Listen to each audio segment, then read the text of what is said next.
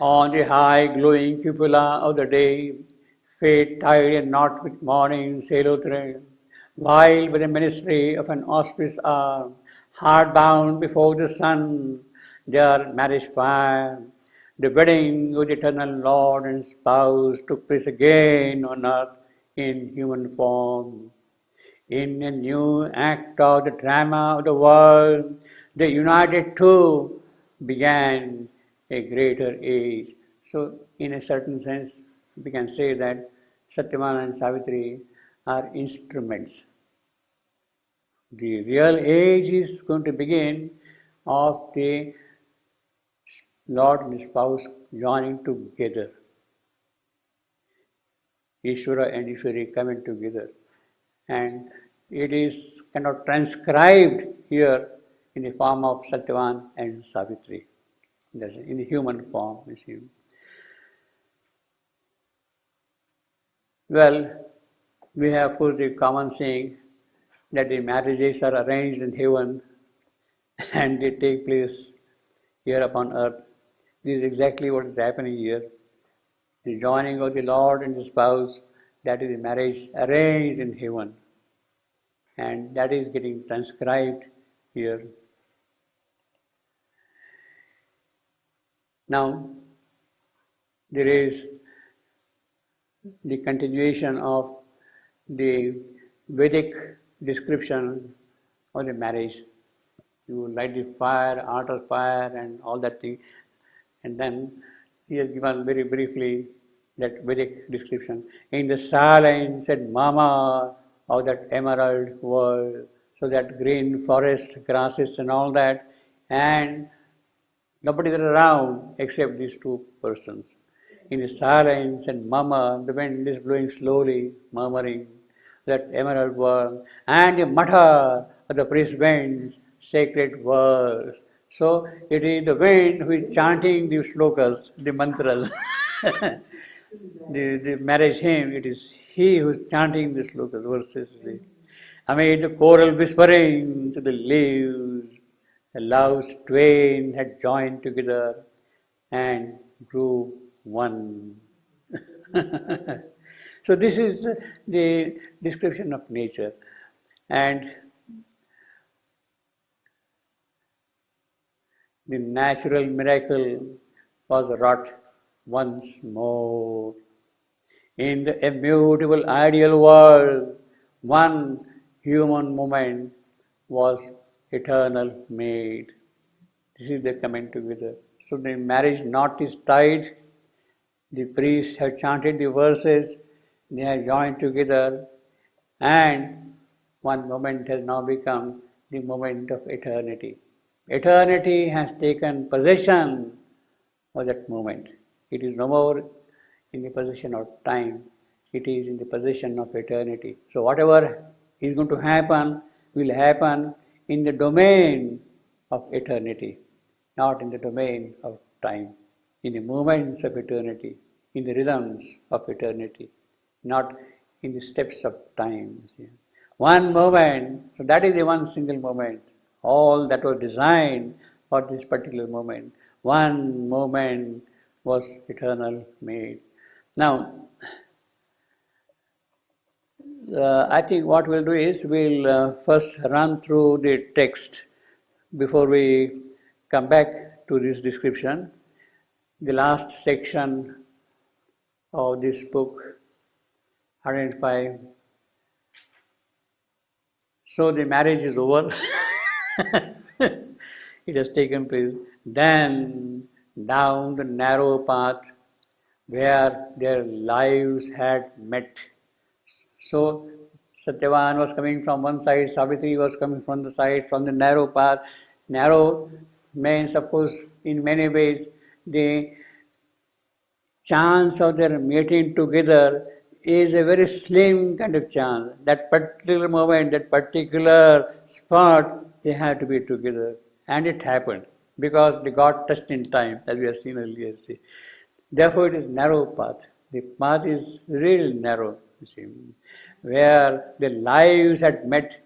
He led and showed to her her future world.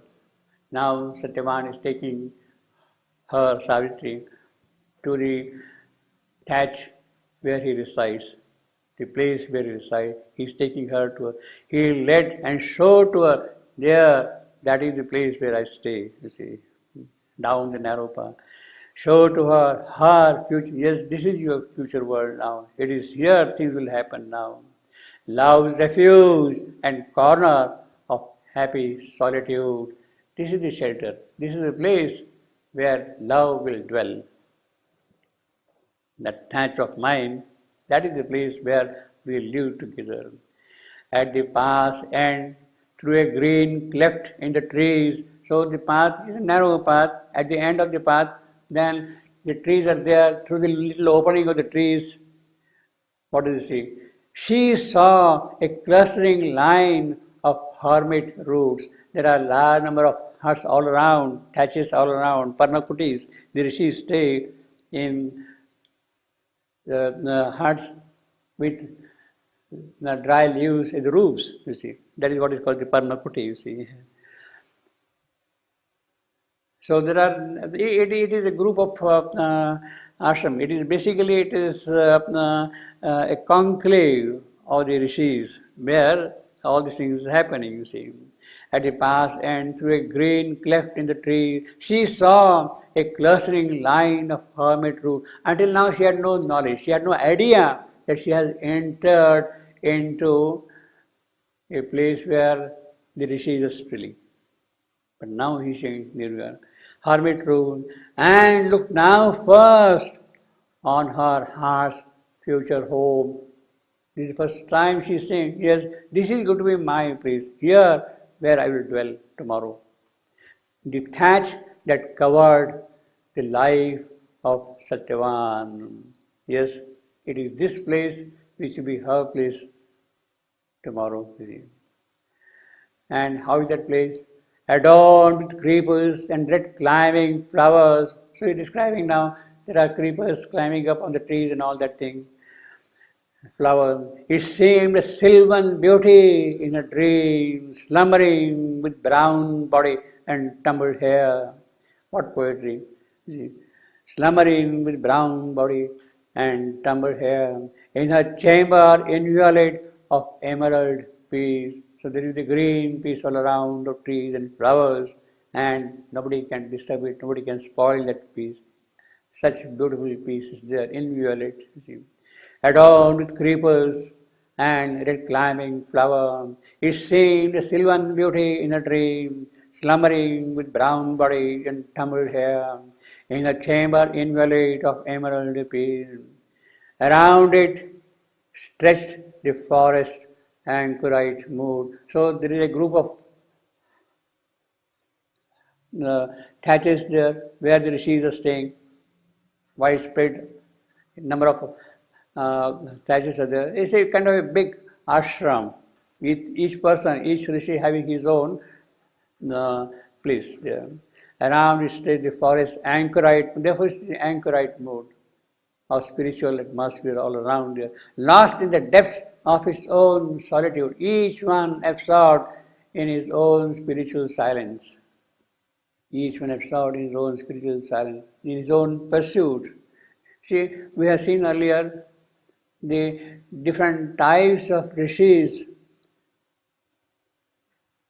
which Savitri kind of meets, you see, Rajarshi, Brahmarshi, Devarshi, all different types of spiritual beings are there at different stages of their spiritual development and attainment.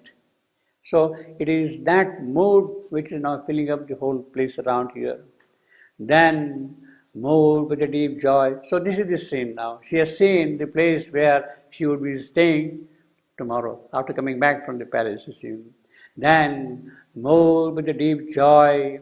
She could not speak. She is dumbfounded. She is dazzled.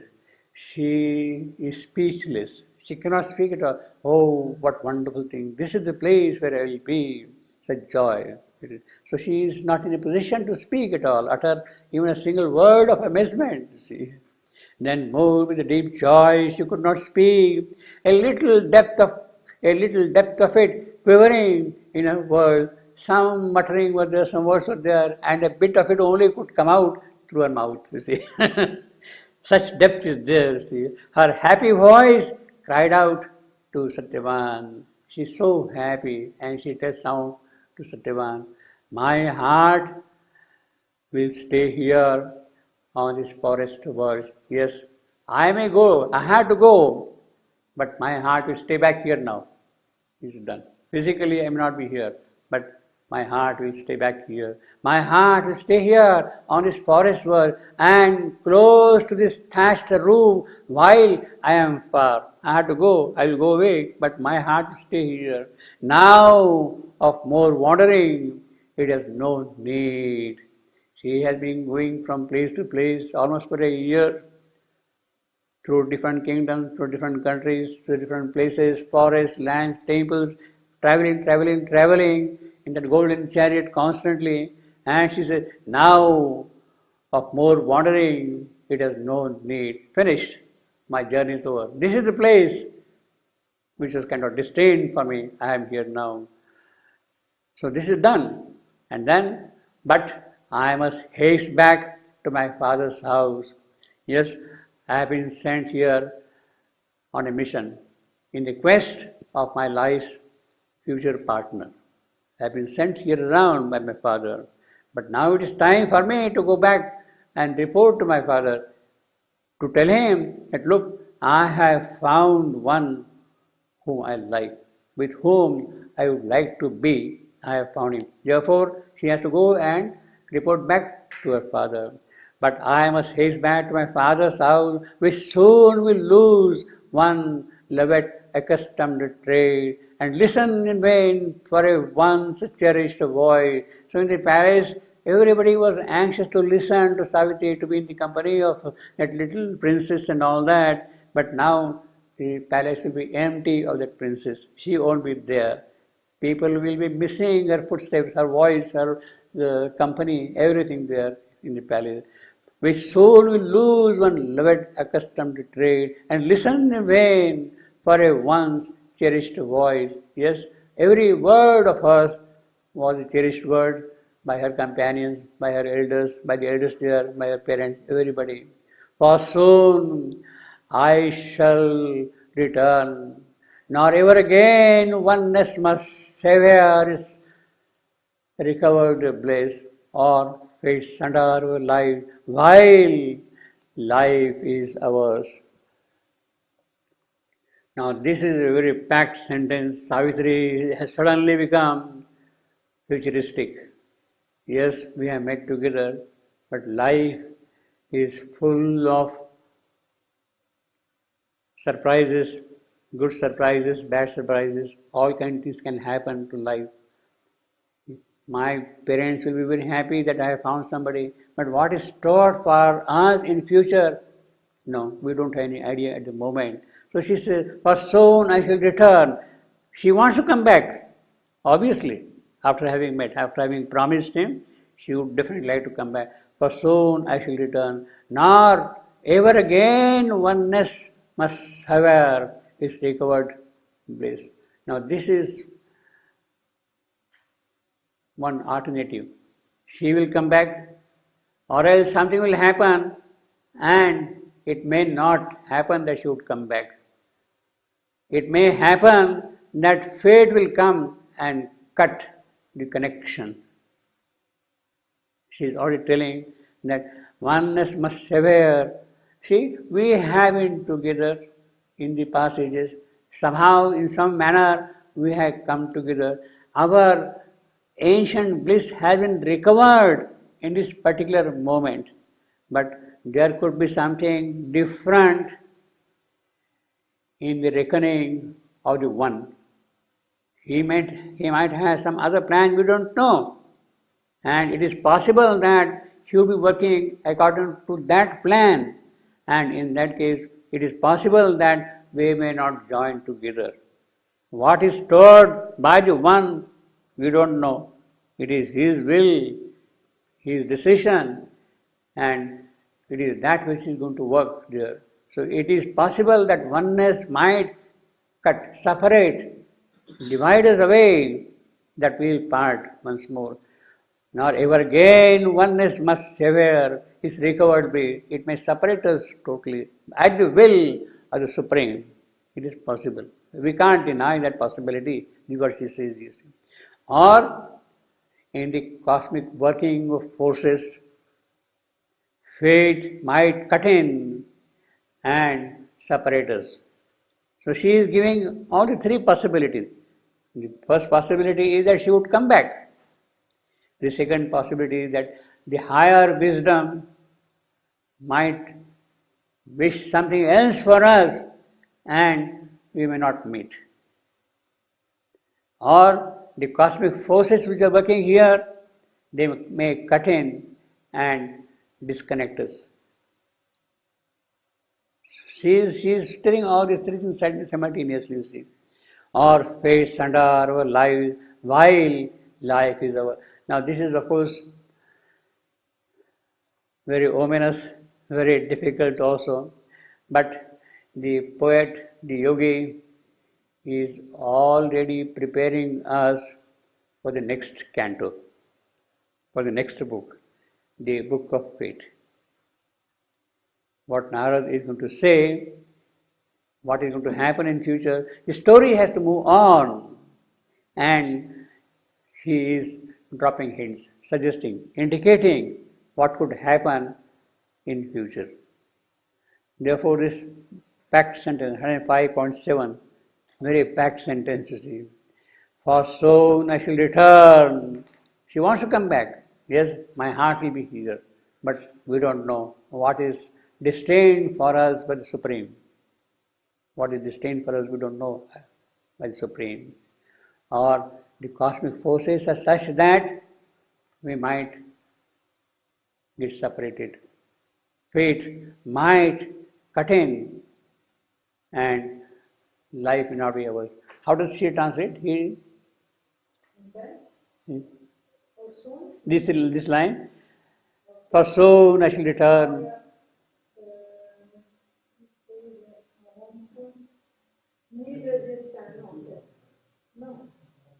Only the last one. Yeah, last three. Ni le destin séparer nos vies tant que la vie est notre. So, not really, but does it make sense? Yes. Yeah. Not the fate, not even the. How do they put that particular? Our life. Yeah. While the life is ours. Yes, that is the last sentence. The last, no, but the other one, oneness must severe. It's recovered bliss. Oneness, notre unité ne doit rompre sa joie retrouvée. Oneness is put it our unity. Must not break Yeah. her joy. Yeah. Her found to recover. Yeah. The one you found back. Oh, I see. He's giving that sense. Oneness. No, basically that one. It is the one who could decide what could happen. We don't know what is the will of the Supreme behind all these things. Sangha means separate? Yeah. Oh, okay. It's the one Supreme. He may decide something else, we don't know. He may have some other plan, some other design for us.